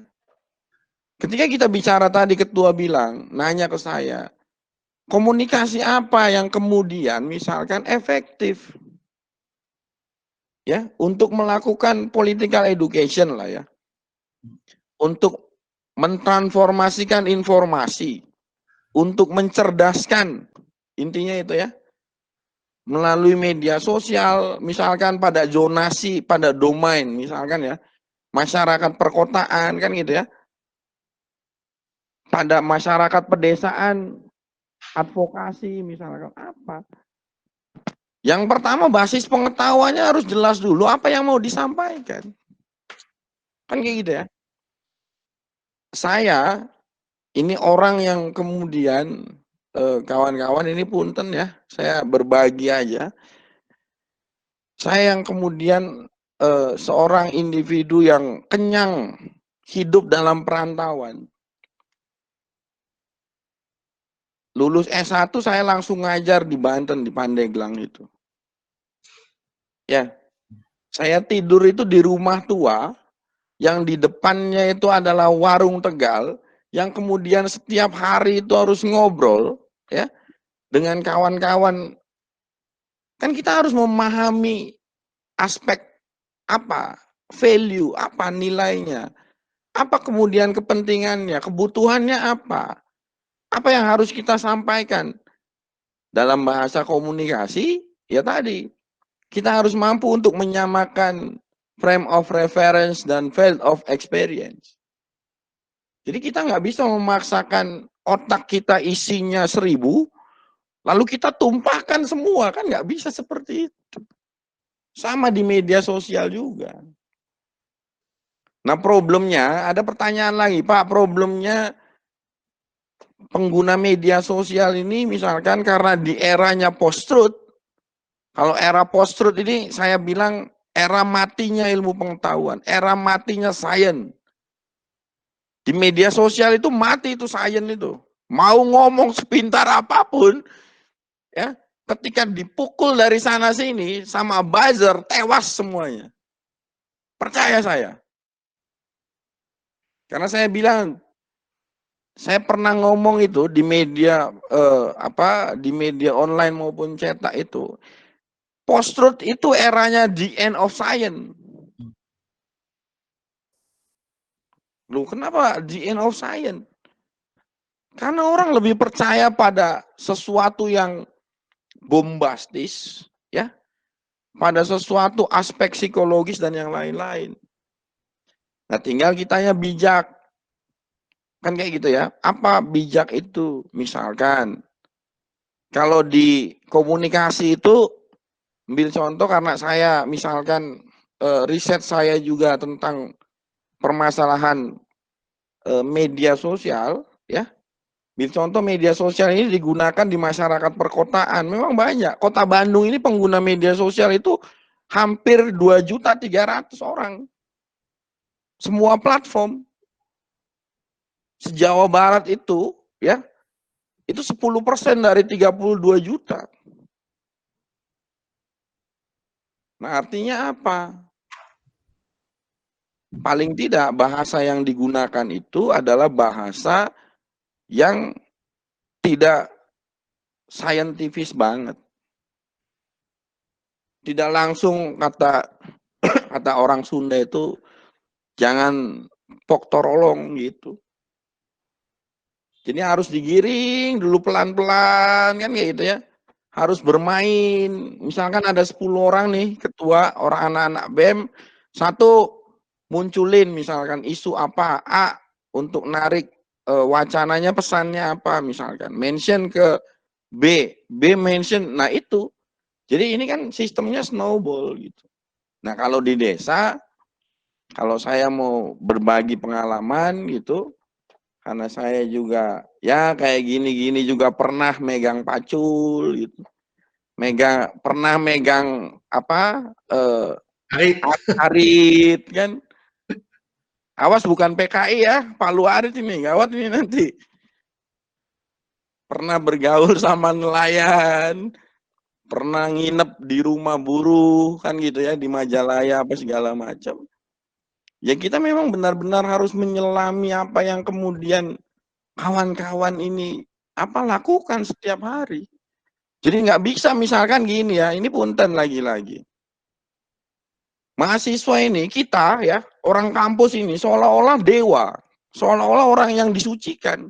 Datang ke desa ngomong pap, orang manut-manut, nggih Pak, ya sumuhun, orang nggak ngerti.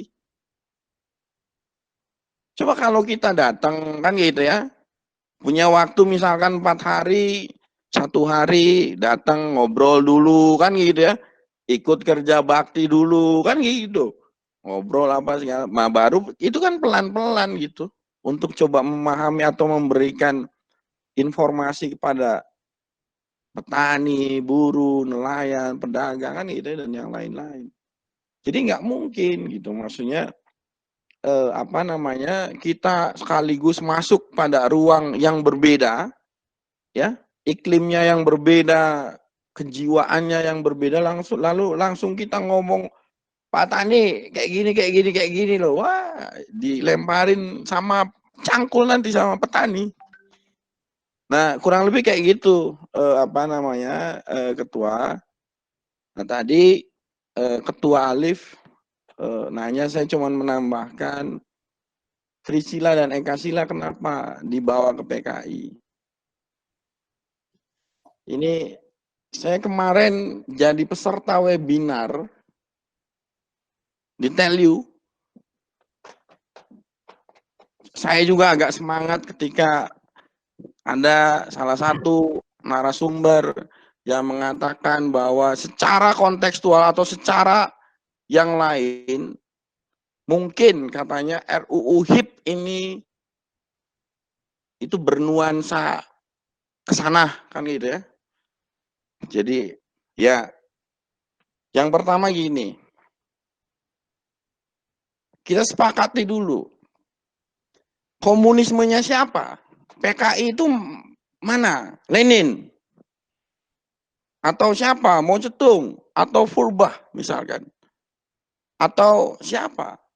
Atau Trotsky lebih keras. Nah sedangkan Bung Karno ya, ini kita bicara Bung Karno, ini punten ya, kita bicara Bung Karno. Itu menggunakan historis materialisme untuk menganalisis kondisi sosial ekonomi kan gitu ya, masyarakat Indonesia, masyarakat Nusantara pada waktu itu. Wow, historis materialisme itu kan materialistik. Nah, ini coba tolong kawan-kawan yang salah paham tentang historis materialisme, tolong baca bukunya Erich Fromm tentang manusia dalam perspektif Karl Marx. Di situ dijelaskan betul, banyak orang salah menginterpretasikan tentang historis materialisme. Padahal kata Erich Fromm, historis materialisme itu fusi dari objektivitas dan subjektivitas. Fusi dari realitas yang bisa ditangkap oleh panca indera dan subjektivitas. Kenapa seperti itu? Karena ngomongin psikologi, ngomongin humanism, ngomongin wah macam-macam. Nah sehingga misalkan tadi yang saya bilang, ada cacat sejarah. Kenapa cacat sejarah? Ini punten ya, lagi-lagi. Karena selama ini, saya suka miris ini dengarnya. Saya selama ini, generasi-generasi kita, generasi-generasi kawan-kawan, malas baca sejarah dan menginterpretasikan bahwa Bung Karno itu adalah komunis. Ini problem besar. Padahal Bung Karno ini, waduh, religius betul. Beliau bilang, dalam cita-cita politikku aku ini nasionalis. Dalam cita-cita sosialku aku ini sosialis. Dan dalam cita-cita sukmaku aku ini sama sekali teis. Sama sekali mengabdi pada Tuhan. Orang Indonesia ini nggak ada yang sekuler. Nggak ada. Tadi Bang Musa bilang, kenapa kemudian ketuhanan yang Maha Esa? Kenapa misalkan Piagam Jakarta itu dihapus misalkan? Ya, karena memang perspektif Tuhan itu bukan ya Tuhannya Islam, Tuhannya kawan-kawan Katolik, Tuhannya kawan-kawan misalkan Protestan, Hindu, bukan. Tuhan secara teologi, secara konsepsi, bahwa orang meyakini ada kekuatan besar selain manusia yang mampu menggerakkan kosmos ini. Itu Tuhan. Makanya tadi bilang Bang Musa, ada Parmalim, ada Kejawen, ada Sunda Wiwitan, apa segala macam. Nah sehingga karena kita ahistoris, selama 32 tahun di pelintir ini, sejarah ini, ya mengakar mendarah daging misalkan, maka ya salah nggak seperti itu? Ya nggak salah, sebatas berdialektik. Tapi kemudian coba baca sejarah, coba misalkan baca bukunya Prof. Anhar Gonggong misalkan. Coba baca buku-buku sejarawan termasuk Prof. Kiki, UI itu, Hermawan Sulistyo, dan yang lain-lain gitu maksudnya. Kan kayak gitu ya. Nah maka permasalahan Trisila dan Ekasila ini menjadi satu hantaman bahwa ditarik pada ruang komunis misalkan, ya untuk kepentingan-kepentingan tertentu lah. Kan kayak gitu ya. Termasuk misalkan tadi permasalahan Nasakom, ini kan ditarik lagi tuh Bang Musa. Kawan-kawan, Nasakom, oh Bung Karno komunis. Apa segala macam katanya kan kayak gitu ya. Ya Nasakom ini kan tadi yang di awal saya bilang, kita tidak bisa melepaskan dari 4 mazhab pemikiran di Indonesia ini. Mau dijungkir balik, saya meyakini itu. Mau sampai kiamat pun bakalan ada pemikirannya, bukan ideologi, pemikiran. Karena misalkan struktur kekuatan politik di Indonesia ini, tadi yang saya bilang nasionalis, agama kan gitu ya, komunis atau marxis atau sosialis misalkan ya, dan kelompok-kelompok kedaerahan. Nah ini problem ya bagi kita untuk memahami bahwa cacat historis itu. Dan bagi saya tadi saya bilang bahwa Trisila Ekasila itu adalah corak berpikir Pancasila. Pancasila ini kan lahir dari kepungan isme-isme kan gitu ya. Ada kiri, ada kanan kan gitu ya. Nah, hal ini yang kemudian kadang kita ini malas untuk membaca sejarah, memahami nilai historis apa segala macam kan kayak gitu, sehingga banyak kawan-kawan orang-orang di kampus juga kan kayak gitu ngomong misalkan komunisme apa, wah macam-macam. Nanti saya pengantar ilmu politik ngajarin komunisme itu apa dicap PKI, gawat bang. Ini kita ini memang paranoid gitu maksudnya. Nah itu mungkin Kang Wahyu penjelasan dari saya. Terima kasih. Ya, terima kasih Pak Musa dan Pak Adiana. Oke, di sini ada 2 pertanyaan lagi. Mungkin saya akan bagi saja ya.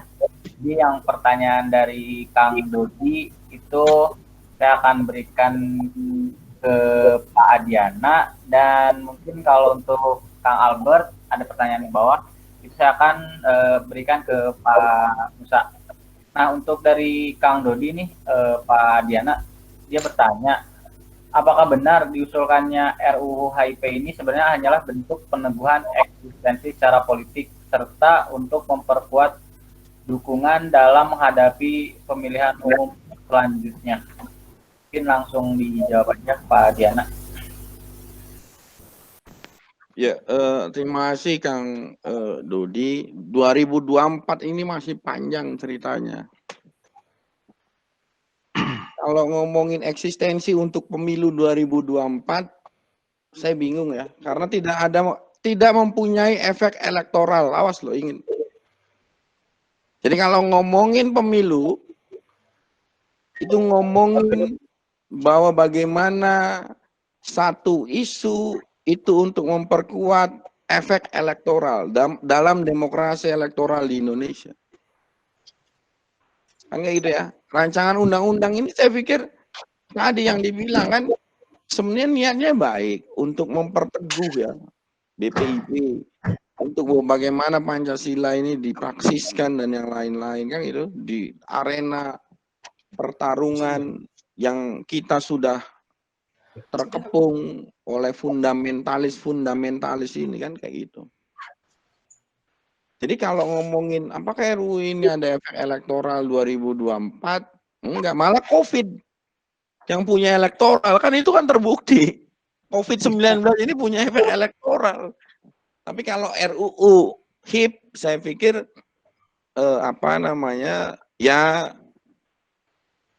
ini punten ya, beberapa survei misalkan ngomongin tentang HIP gitu, maksudnya ngomongin tentang bagaimana pemilu 2024 apa segala macam, memang agak pertarungannya kelihatannya lagi-lagi itu akan sama ya. 2014 2019 kecuali presidensial threshold-nya itu dikurangi dan parliamentary threshold-nya dikurangi. Tapi kalau RUU HIP ini untuk coba memperkokoh ya eksistensi satu kelompok, satu individu untuk mendapatkan elektoral gitu, efek elektoral di 2024 saya pikir enggak, malah blunder. Wacana ideologis yang blunder kalau menurut saya gitu maksudnya. Dalam konteks HIP ya. Mungkin itu Kang Wahyu. Ya, terima kasih Pak Diana. Mungkin untuk pertanyaan yang terakhir dari Kang Albert. Nah, buat Kang Musa. Jadi untuk pertanyaan ini, Kang Albert memposisikan diri sebagai orang yang awam dalam perkembangan atau dinamika rancangan undang-undang HIP ini. Nah, pertanyaan sederhana katanya. Mengapa muncul keterkaitan konsepsi ekasila dan trisila? Pak.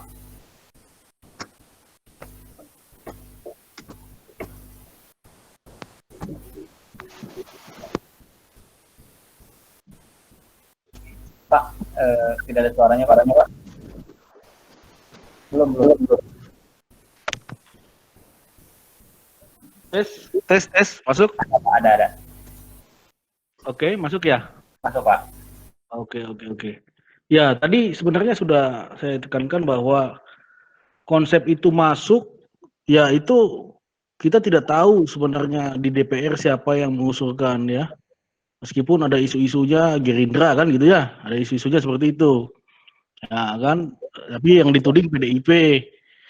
Apapun itu, si pengusungnya bagi saya bahwa Trisila ataupun Ekasila itu bagian daripada ciri-ciri Pancasila yang sebenarnya tidak perlu menjadi persoalan. Itu kan bagian dari pidatonya Bung Karno ya. Dan kalau itu kita kaitkan lagi dengan putusan MK tahun 2019 kalau nggak salah ya, mengenai pengujian undang-undang kependudukan dan catatan sipil, apakah juga mungkin dari Gerindra atau partai-partai lain ya, itu ada juga yang mendorong agar tegaknya Pancasila itu termasuk tegaknya terhadap agama-agama tradisional. Ada pengukuhan di situ. Saya tidak tahu ya, tapi itu renungan saya bahwa sehingga coba dimunculkan lagi ada kata ketuhanan yang berkebudayaan sebagaimana pidatonya Bung Karno. Apakah dalam paksi-paksi di DPR ini ada juga titipan-titipan daripada tokoh agama tradisional yang butuh eksistensinya lebih dipercaya lagi dengan lahirnya undang-undang HIP ini gitu ya. Sehingga untuk menegakkan Pancasila ya tentu harus juga menegakkan keadilan bagi para agama-agama tradisional ini. Dan akhirnya saya juga berpikiran kenapa kaum agama yang justru banyak keberatan gitu kan. Padahal Pancasila kan ketuhanan. Apakah mungkin juga agama-agama yang ada ini takut juga kehilangan masa ini, nggak tahu nih kan. Takut juga kehilangan ya kan. Entah nanti saya kembali ke Parmalim, nggak tahu kan. Ya kan, orang Sumatera Utara. Nah, ternyata semakin eksis ya kan. Tapi kalau kita bicara Pancasila ya memang seperti itu dan sudah diuji Mahkamah Konstitusi. Gitu ya. Sehingga kalau ada yang coba-coba Ekasila, Trisila itu diungkapkan dianggap sebagai bagian dari komunisme, saya rasa tidak masuk akal ya, tidak masuk akal itu. Dia kurang baca-baca lah gitu.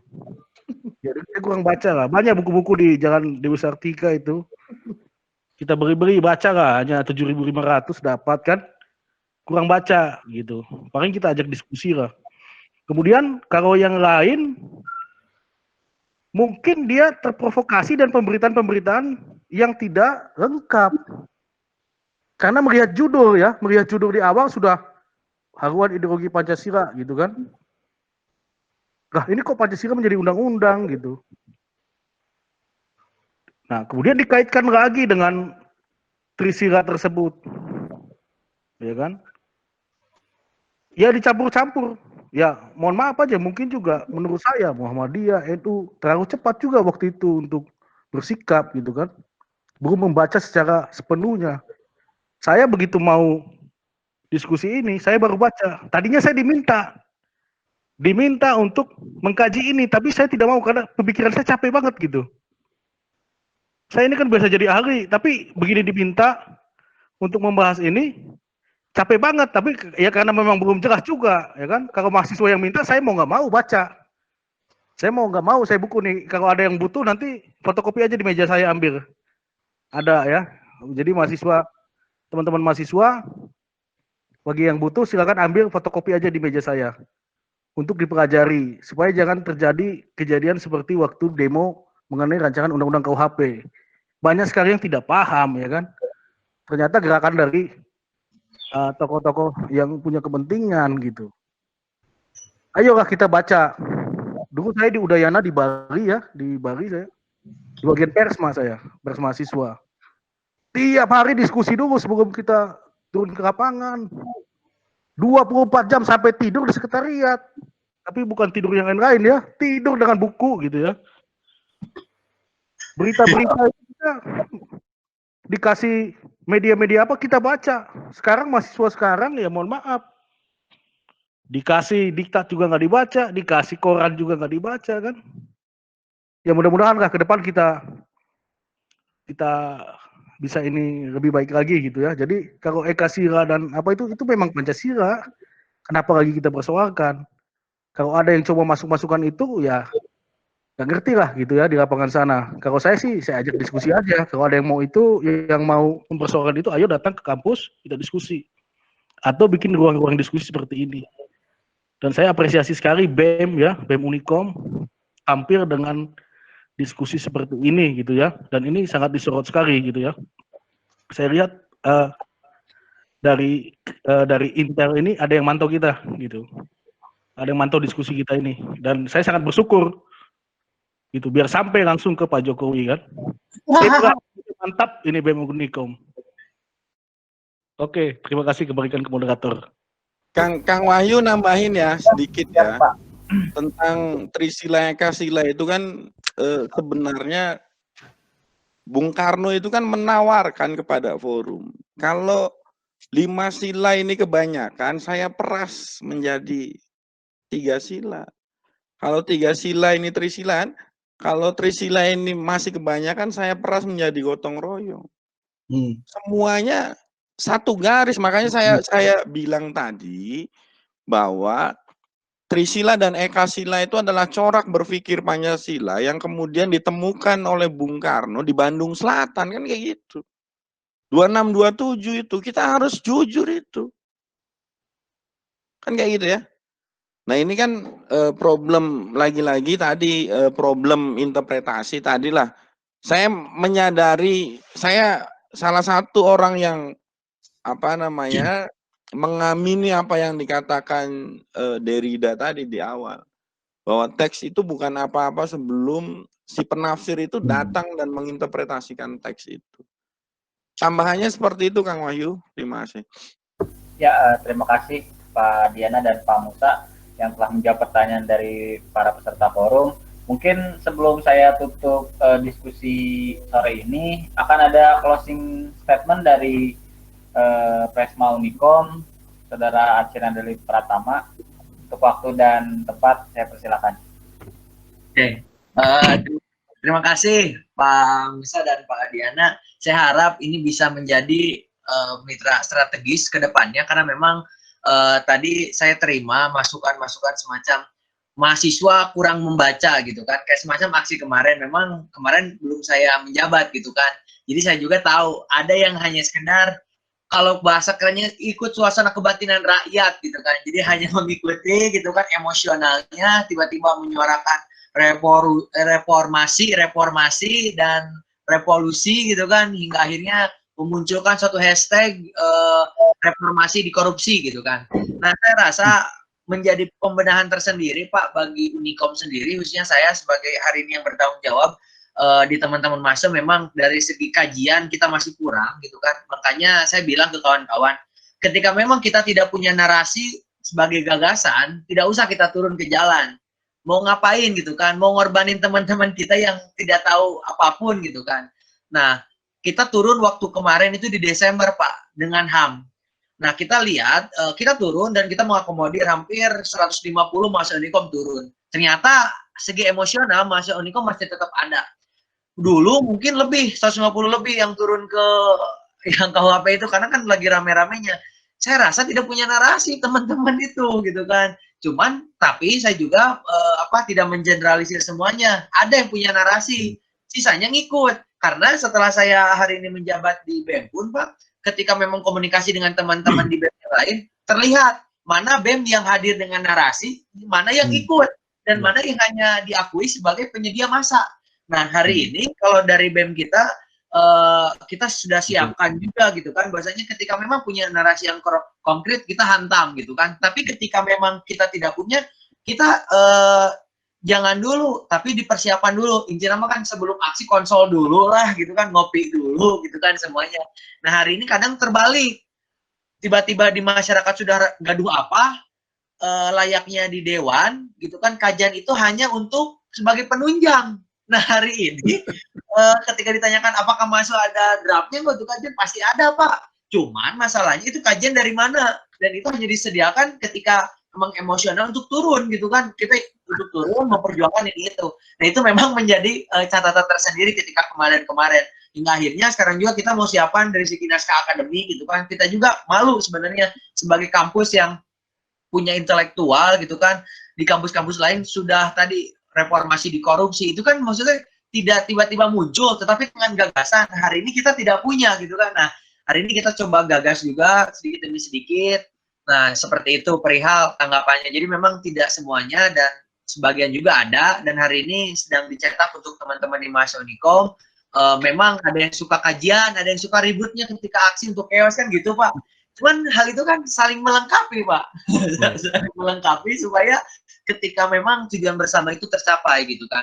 Terus Ketua, gimana? kajiannya apa? Yang mana? Das kapital kajiannya. Gimana, Pak? Kajiannya apa? Kajiannya das kapital, bukan? Oh, beda-beda, Atau Pak. kitab kuning. Kita benar nih. Memang kan betul. Ya tadi dari berbagai sudut pandang kita olah juga. Ini teman-teman juga kan tidak boleh gegabah.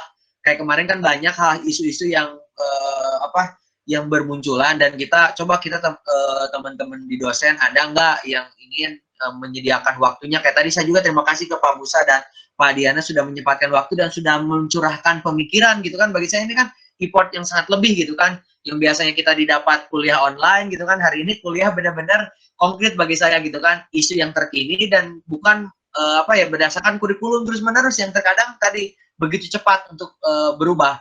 Dan yang kedua apa gini, perihal hukum nih tadi ya semuanya harus sarjana hukum atau mengerti hukum semacam itu. Cuman hal yang sederhananya Pak, di Unikom sendiri berbicara ketika transparansi, regulasi ada gitu kan, regulasi ada. Cuman terkadang apa hal yang dikeluarkannya itu semacam kita ingin transparansi dari segi dana 70%. Terkadang di kampus itu menutupi, Pak.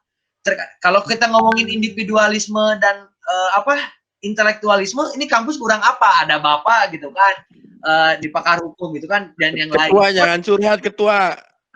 Ini berhubung ada audiens yang lain, setidaknya tercerahkan juga nih kawan-kawan. Jadi saya tuh memang butuh selain disisipkan diskusi, setidaknya kawan-kawan tercerahkan juga bahwa kampus kita pun ada permasalahan.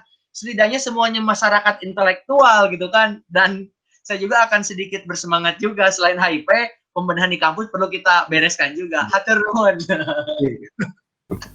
Terima kasih Pak Arci yang telah menyampaikan closing statement-nya. Mungkin terakhir saya akan menyampaikan sedikit kesimpulan gitu. Jadi pada intinya dari pertemuan kita kali ini, kita lebih mengkaji bahwa segala sesuatu apapun yang ingin dirancang oleh DPR dalam hal ini rancang undang-undang harus memang melalui tahap-tahap yang struktural ataupun tahap yang jelas gitu. Jangan sampai ketika sudah ada penolakan di masyarakat, barulah para anggota dewan ini lempar tangan ibaratnya gitu kan. Tidak menjelaskan ke masyarakat dalam bentuk sosialisasi tentang apa sih sebenarnya rancangan undang-undang ini seperti apa, namun malah membuat kisruh di masyarakat dengan membuat statement-statement di media sosial ataupun berita online yang saling menyerang gitu. Sedangkan kita masyarakat itu tidak tahu apa yang ingin dirancang oleh anggota DPR di sana gitu kan.